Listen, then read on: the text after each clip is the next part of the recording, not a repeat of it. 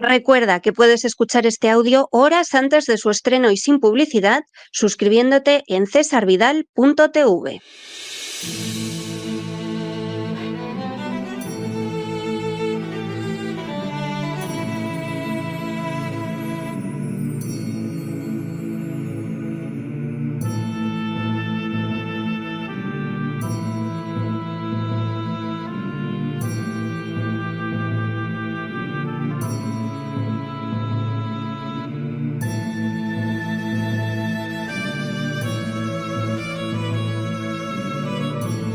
La Voz con César Vidal, desde el exilio. Muy buenos días, muy buenas tardes, muy buenas noches y muy bienvenidos a esta nueva singladura de La Voz. Soy César Vidal, hoy es el martes 28 de enero de 2025 y me dirijo a los hispanoparlantes de ambos hemisferios, a los situados a uno y otro lado del Atlántico y del Pacífico, y como siempre lo hago desde el exilio. Corría el año 1492 y más concretamente el mes de diciembre, cuando naves españolas al mando de Cristóbal Colón, navegando en sentido oeste-este, alcanzaron las costas de una isla separada de la Hispaniola por un estrecho. Colón dio a esa isla el nombre de la Tortuga, con el que se quedaría. Durante el siglo XVII, la isla de la Tortuga se convirtió en un peligroso refugio de piratas. En 1635, los españoles la atacaron con éxito, pero en 1640 pasó a control francés, convirtiéndose en un lugar ya habitual de avituallamiento de armas y víveres para los piratas. De nuevo, en 1654 los españoles recuperaron la isla, pero fue para perderla al año siguiente ante las armas inglesas. Antes de que concluyera el siglo, la isla, que seguía siendo un refugio de piratas, pasó bajo administración francesa, administración que se mantuvo hasta la Revolución haitiana de 1803. Durante más de 2 siglos, aquel enclave del Caribe, escenario de tantas novelas y películas de aventuras, había sido el lugar de refugio para piratas y ladrones, no pocas veces con el respaldo directo de las autoridades civiles.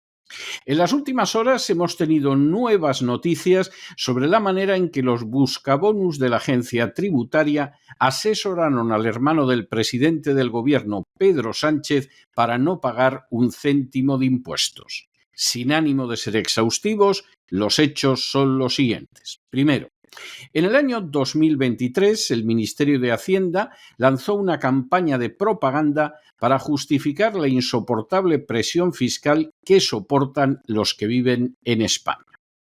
Segundo, el lema de la campaña era «No es magia, son tus impuestos», con lo que se pretendía convencer a los ciudadanos de que disfrutaban de unos buenos servicios públicos y que esos servicios públicos se debían a sus impuestos. Tercero, la campaña era un ejemplo de gigantescas mentiras fácilmente refutables, ya que entre los aspectos que se alababan estaban las universidades, cuando España no tiene una sola que se encuentre entre las 200 primeras del mundo, estaba la investigación científica, en la que España ocupa un lugar ridículo en el planeta, o estaban las unidades de emergencia, cuando España ha sufrido desastres como el del volcán de Canarias o la gota fría en Valencia, donde se ha apreciado la calidad tercermundista de los servicios públicos. Cuarto, ese mismo año de la campaña, los buscabonus de la agencia tributaria asesoraron al alto cargo David Sánchez, hermano del presidente Pedro Sánchez, sobre cómo establecerse en Portugal para no tributar en España. Quinto, de esa manera, los buscabonus de la agencia tributaria explicaron al hermano del presidente Sánchez cómo debía tributar desde Portugal, a pesar de que trabajaba en la ciudad española de Badajoz y, para colmo, lo hacía para una entidad pública como era la Diputación Provincial. Sexto, Ha sido precisamente el análisis de correos electrónicos llevado a cabo por la Unidad Central Operativa, UCO, en el marco de una investigación relacionada con el hermano de Pedro Sánchez y su contratación por la Diputación de Badajoz, lo que ha permitido trazar cómo se gestó su traslado de residencia fiscal a Portugal y el respaldo que recibió para ello de funcionarios de la agencia tributaria. Séptimo, de la documentación obrante en la causa se desprende que el hermano del presidente Sánchez no oficializó su cambio de residencia fiscal a Portugal hasta después de que Pedro Sánchez se convirtiera en presidente del gobierno. Octavo, uno de los mensajes incautados más relevantes, con fecha de junio de 2023, fue enviado por José Ramón Suárez Arias, jefe del Servicio de Recursos Humanos de la Diputación de Badajoz, a la agencia tributaria. Noveno. En dicho correo, Suárez informó al hermano del presidente de que había consultado su caso con la Inspección de Hacienda. Décimo. Esta consulta, la Inspección de Hacienda, se realizó en pleno proceso de tramitación para que el hermano del presidente obtuviera el estatus de trabajador fronterizo, un procedimiento que gestionó con la ayuda de Suárez. 11. El contacto en la agencia tributaria resulta significativo, ya que este organismo se especializa en investigar posibles irregularidades fiscales y no da asesoramiento en casos que pudieran ser objeto de sospecha. 12. Desde marzo de 2023, el hermano del presidente estuvo enviando documentación a la Diputación, entre la cual figuraba un certificado expedido por el Consulado General de España en Lisboa que acreditaba su residencia en Portugal desde mayo de 2022. 13. Igualmente, en enero de 2023, presentó a la agencia tributaria una declaración censal en la que comunicaba que disfrutaba de la condición de no residente fiscal en España desde enero de 2022. 14. Lo cierto, sin embargo, es que uno de los domicilios aportados como prueba de residencia, situado en Elvas, Portugal, resultó ser un hotel, lo que no es aceptado jamás por la agencia tributaria como prueba de domicilio. 15. Por si todo lo anterior fuera poco, en abril de 2023 el hermano de Sánchez entregó otros documentos, incluyendo certificados de residencia fiscal en Portugal correspondientes a 2022 y 2023, que lo acreditaban como beneficiario del régimen de residencia no habitual, un régimen que ofrece importantes ventajas fiscales para los recién llegados a Portugal. 16. En un correo electrónico enviado en junio de 2023 por Fátima del Pozo Sánchez, de la Gestión Administrativa de la Diputación de Badajoz, se le solicitó al hermano del presidente del Gobierno que actualizara su declaración de bienes para dar cumplimiento a la Ley de Bases del régimen local al finalizar su mandato. En esta declaración se refleja su intención de convertirse en residente fiscal en Portugal y no trabajador transfronterizo, marcando un signo significativo en su estatus tributario. 17. De esta manera, con el respaldo y el asesoramiento de los buscabonus de la agencia tributaria, el hermano del presidente del Gobierno logró durante años cobrar un salario de una entidad pública española sin aparecer por el despacho del ente que le pagaba y sin pagar impuesto alguno porque supuestamente residía en Elvas, Portugal. 18. En Elvas, el hermano del presidente del Gobierno, además se compró al contado en febrero de 2023 un palacete de 425 metros cuadrados construido sobre los restos de un castillo medieval. 19. Por Elvas, Portugal, una localidad de tan solo 16.000 habitantes, pasa también una de las tramas de corrupción más relevantes relacionadas con el Partido Socialista Obrero Español. 20. Muy cerca del palacete del hermano del presidente del gobierno se encuentra un parque empresarial localizado por la Unidad Central Operativa de la Guardia Civil, donde se ocultan bienes de la trama de corrupción socialista que tiene como figura visible a Koldo García. 21.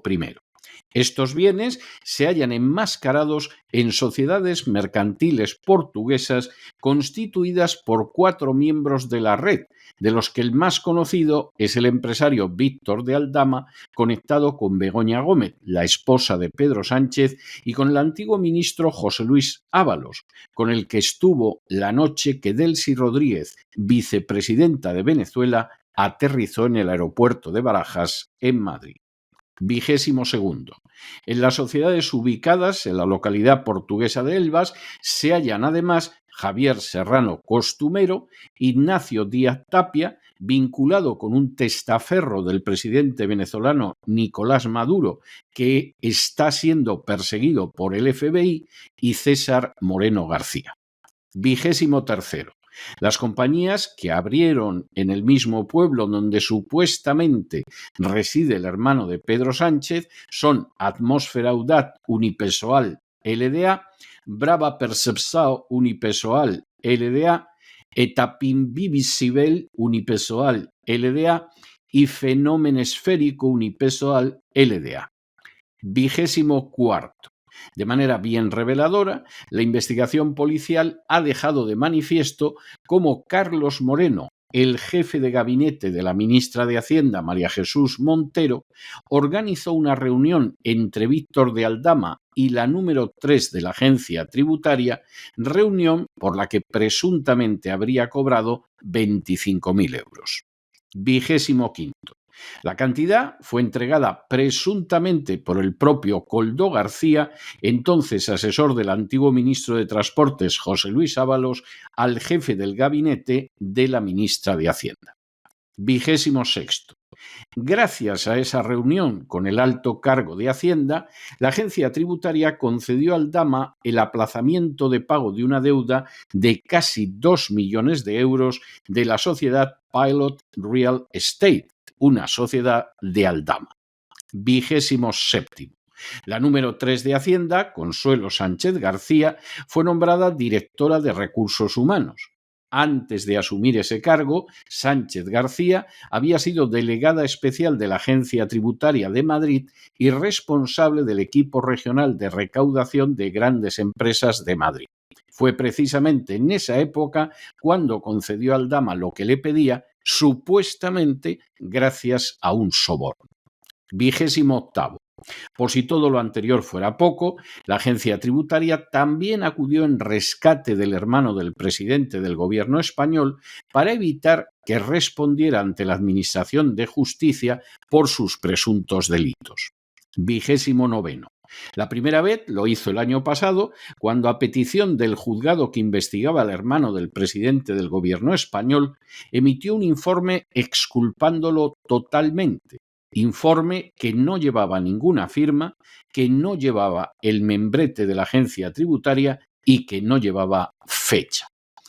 Y 30. La segunda vez volvió a hacerlo hace apenas unos días, cuando María Encarnación Cabezas, inspectora regional de Extremadura, Clara Isabel Santos, delegada especial de la Agencia Tributaria de Extremadura, y Emilio Hurtado, jefe de la Dependencia Regional de Gestión Tributaria de Extremadura, los 3 altos funcionarios que habían realizado el informe comparecieron ante la juez que instruye la causa para reconocer que en todo el año 2024 no habían realizado un informe semejante y para insistir, en el caso de uno de ellos tartamudeante y visiblemente nervioso, en que el hermano del presidente del gobierno no era culpable de nada. Hace apenas unas semanas, el Financial Times calificaba a los buscabonus de la agencia tributaria española como banda de ladrones. Se trataba de la constatación de una realidad que han sufrido miles de españoles, y no solo porque los impuestos que pagan sean confiscatorios, sino porque además los conocidos buscabonus quebrantan la ley de manera sistemática para expoliarlos todavía más. Baste decir al respecto que más del 51% de las causas que llegan a los tribunales las pierde la agencia tributaria, o que quien ahora se dirige a ustedes ha conseguido más de una treintena de resoluciones judiciales en que se le daba la razón en contra de esa agencia tributaria. Todo esto resulta enormemente grave. Pero en los últimos meses ha saltado a la luz otro aspecto de las acciones de los buscabonus de la agencia tributaria que, desconocido de la mayor parte del gran público, siempre ha estado presente y que consiste en la colaboración de los buscabonus con la corrupción de las castas privilegiadas. En repetidas ocasiones, esa agencia tributaria que persigue a los ciudadanos y les embarga sus bienes por un retraso en el pago del IVA o por divergencias en las declaraciones, todo ello sin que haya un tribunal que antes dictamine si existe alguna base legal para esas pretensiones, esa misma agencia tributaria ha ayudado a los miembros de las castas privilegiadas para salir impunes del quebrantamiento de la legalidad. Se recuerda, por supuesto, la manera en que los buscabonus aceptaron facturas falsas de la infanta Cristina, hermana del actual rey, para reducir el tipo penal con el que hubiera podido ser condenada. También ha de tenerse en cuenta cómo esos mismos buscabonus, criminalmente prevaricadores con los ciudadanos de a pie, han participado en redes de extorsión y chantaje, en entramados de corrupción e incluso en asesoramiento ilegal para el fraude fiscal. Así, el hermano del presidente del gobierno español, David Sánchez, obtuvo de manera poco clara un jugoso cargo público en la administración española. En ese cargo, sus remuneraciones fueron aumentando hasta el punto de superar el 22% de incremento en menos de un lustro. Sin embargo, no abonó un céntimo de impuestos mediante el expediente de residir supuestamente en una población de Portugal. ¿Cómo se puede residir en un país extranjero y al mismo tiempo cubrir un puesto de trabajo en España y además un puesto oficial? Constituye un verdadero misterio. No lo es que cuando todo se descubrió y se comenzó a investigar al hermano del presidente del gobierno por delitos contra la administración y la hacienda pública, prevaricación, tráfico de influencias y malversación, los buscabonus acudieran al rescate. Si David Sánchez hubiera sido un ciudadano normal, no solo los buscabonus de la agencia tributaria habrían caído sobre él hace años, sino que además habrían contado con la colaboración de fiscales y jueces de instrucción para ponerlo contra las cuerdas bajo la amenaza de ir a dar con sus huesos en la cárcel. Incluso es hasta posible que hubieran acusado en falso a un tercero inocente, por poner en un ejemplo, su propia pareja japonesa, para conseguir que suscribiera el relato falaz de los buscabonus a cambio de eximirle de una responsabilidad penal que realmente no tenía. Es más que sabido que en España, lamentablemente, hay fiscales y jueces que se prestan a ese tipo de inmoralidades y prevaricaciones. Sin embargo, David Sánchez no es un ciudadano normal y los buscabonus acudieron al rescate. Intentaron hacerlo de manera que no expusiera su inmunda conducta a la opinión pública y así ni firmaron el informe exigido por el juzgado ni tampoco le pusieron el membrete de la agencia tributaria.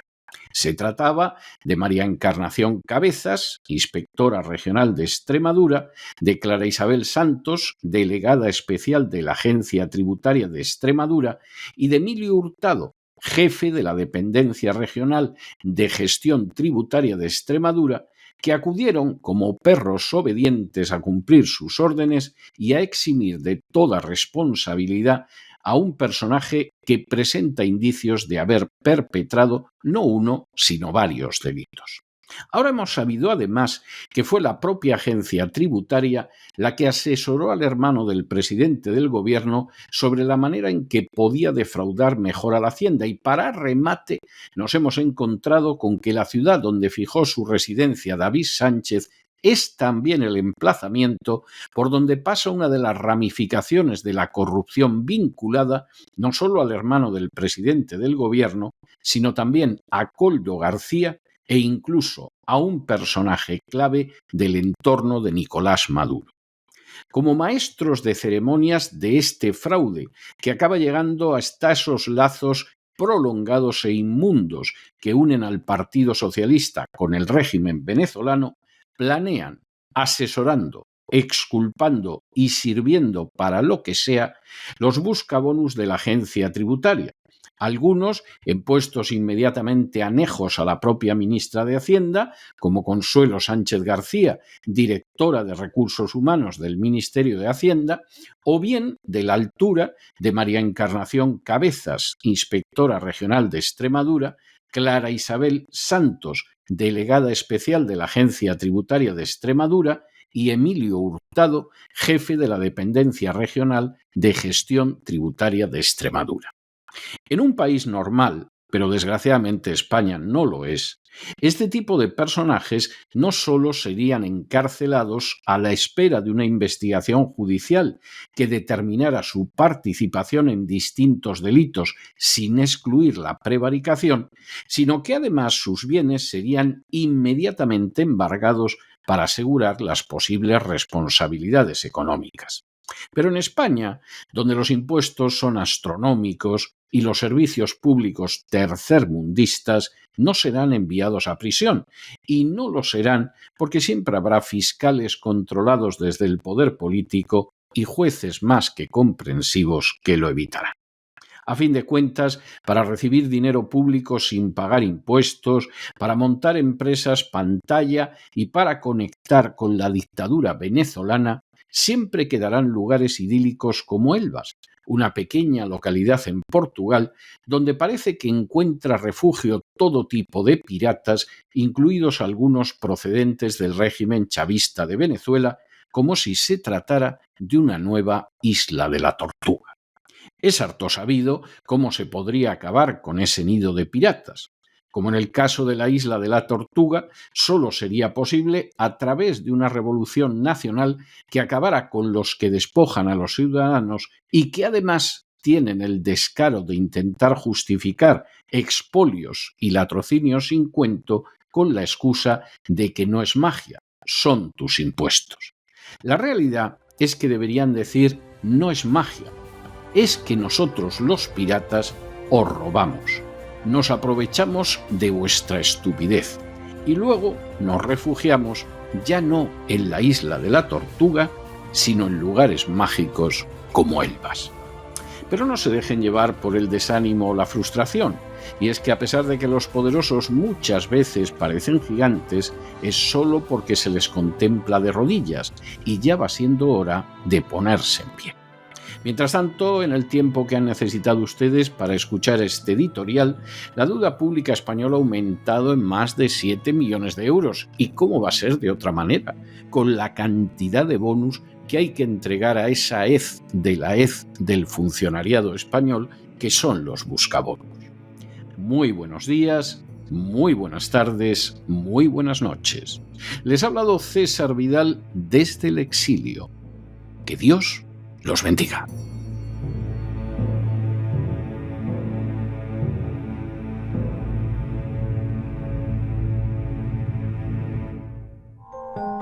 Sección patrocinada mediante crowdfunding con el siguiente mensaje: Nuestro Señor Jesucristo, el único Dios verdadero, es misericordioso y nuestro Salvador.